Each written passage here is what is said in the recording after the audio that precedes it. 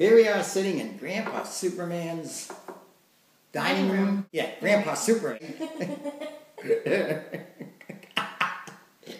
Grandpa Superman's Club Med. That's right. You know what? Of 16 Club Meds around the world, this one's rated 18. But we're getting up there. There's no 16 or 17, but this is 18. Right. Yeah, gotcha. Yeah, well, you know. It's that good. We'll get up there. It's quite good. It's that. So why do they call you Grandpa Superman? Grandpa Superman. There's a part, a chapter in my book, The Dolce Vita, written by Grandpa Superman. And it's all about Grandpa Superman. And that's when the name was given to me, and I've lived up to it every minute since. Yeah? Yep. Well, I'm a Superman. You should see me play tennis Saturday morning. 92 degrees, 100-degree humidity. You could probably beat me, I'm sure. I'm not very good at tennis. Oh, come on, Supergirl. I'm not. You're good at everything. No, I am not good at tennis. I'm funny at tennis. You're funny at everything. That's why we laugh so much. You're not supposed to be funny at sports, though. Oh, well, you know, it helps. Yeah. If you want to make friends. Yeah, if you want to play tennis, it doesn't help a damn. I forgot we got somebody looking at us. Nobody's looking at us. Oh, no. All this is for wasting. Maybe there's one person out there. We'll see. It's good enough. I'll watch it once. How's that? And I'll watch it once. That's two of us. That's two. Boy, we're a success overnight. Tell me your Grandpa Superman story. Ah, okay. Okay, I will.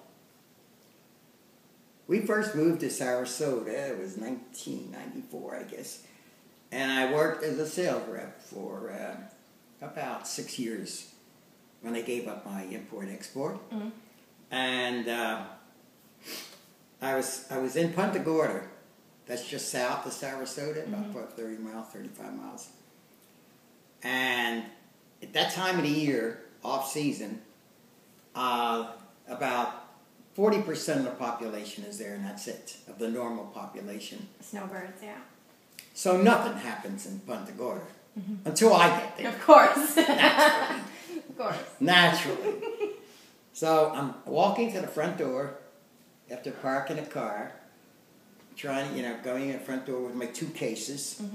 And there's a little old lady in front of me, about 10 feet in front of me. Where are you?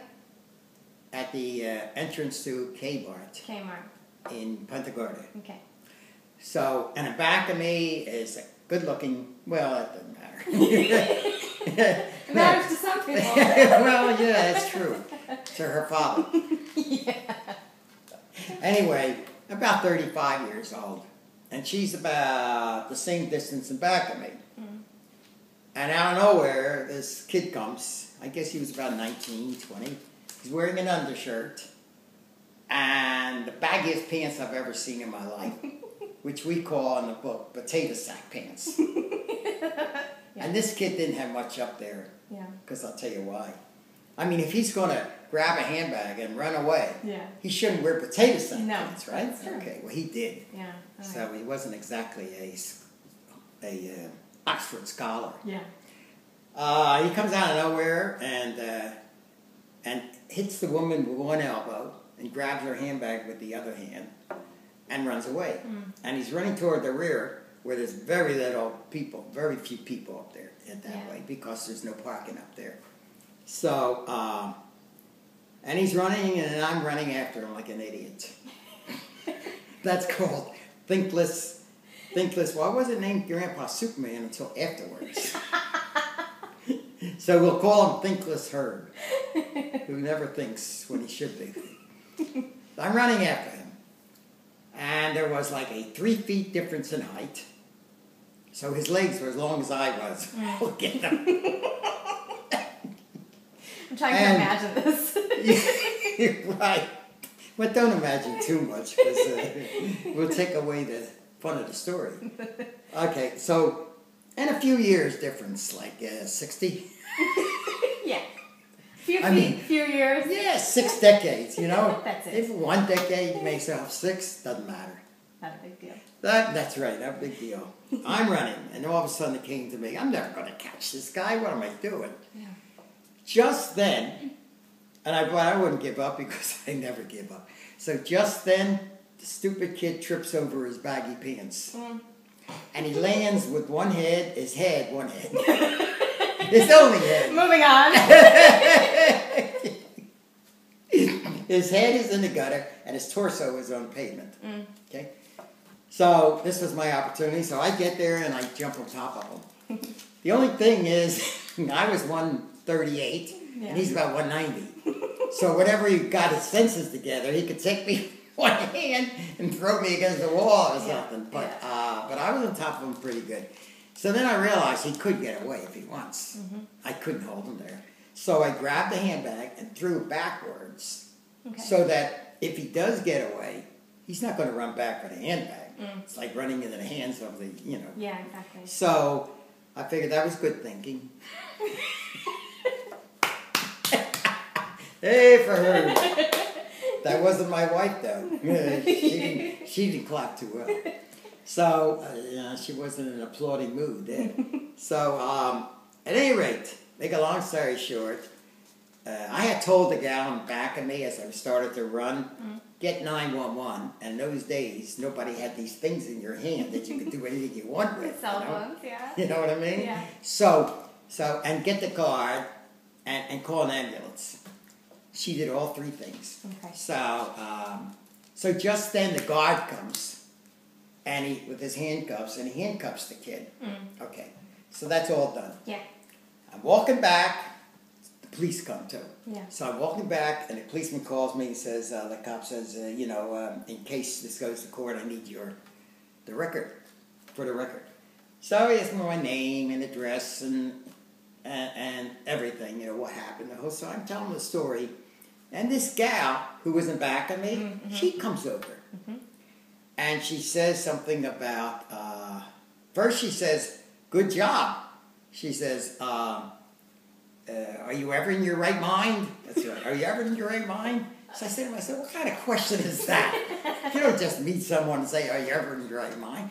So then she says, you don't look like a Superman. Okay. So I'm getting a little upset by that. Yeah. And she says, what's your name? So I say, Grandpa Superman. Very appropriate. Right. And that's where Grandpa Superman was born. Nice. So actually, I'm only 7 years old then. I was born then. That's not the end of the story. Oh, yeah. Sorry. Gee whiz, boy. This audience is not the best. Can we get a new audience in here, please? This is a true story, guys. I want you to know that. Very true. So, she says to me, oh, you're funny. And then she says, but I just want to tell you, that gun that cop's holding in that plastic bag, that's an evidence bag. And I want you to know that came from your friend's pocket. So she says, give that some thought on your way home, Grandpa Superman. Ouch. And I thought she was a little sarcastic, don't you? Yeah, sounds like it. Yeah. And none of that, but she irritated me with that Superman stuff and everything. So, I go home, and everything's fine. So naturally, I say nothing about it. Yeah. But the next night, I come home, and Lorraine's sitting at the dinette table, and we have a dinette in this club, Med, too. Yes, we do. That's for the poor people to eat. The ones who paid, The like rich you. people get to stay here. That's right. That's in right. the luxury. Well, you didn't get your bill yet, but you. You don't have my address. Oh, well. I better not have it. No, that's right. What's the matter with me? Okay, now. So, and very irritated. Very irritated. Lorraine never was irritated. Never mad at me. Used to get me mad that she couldn't get mad at me once in a while. But I saw she was mad. And she has a newspaper there. And she says something about very, very sarcastic, which is not like her. Well, Grandpa Superman, I say, anything wrong, Laura? She says, what could be wrong? 10 minutes later, I could have been a widow, or 10 minutes ago, I could have been a widow of Grandpa Superman. Is that what they would put on your headstone, Grandpa Superman? Yeah, what worried her is I couldn't even get any insurance money because they wouldn't even recognize you, the insurance company, as Grandpa Superman. You're not on their records. So, and she says something she's very sarcastic. So I'm saying to myself, I'm slow in thinking. I'm saying to myself, how does she know all this? It's incredible. I had so much confidence in her knowing everything, but she couldn't have known this. So, and then I finally remembered, that's what I told this gal, you know. Well, it turns out she was a reporter for the Punta Gorda newspaper, which is a sister paper to the Sarasota paper. So, it was not a nice evening. I slept alone. Grandpa Superman sleeps alone. Yeah, that's front page news. So that was the start of Grandpa Superman. And from then on, I've lived up to his name. Now can I clap? Yeah, you can clap. Hey, thank you, dear, thank you. Okay, guys, this is Grandpa Superman again. And just want to tell you, stay tuned to this channel. We're going to have many, many more videos. And trust me, you're going to like and enjoy every one of them. There's 2 of us here, and we laugh all the time. That's what we want you to do. And always keep in mind, a better life is always ahead if you want it. Now, just push this button up here to subscribe, and we'll be good to you.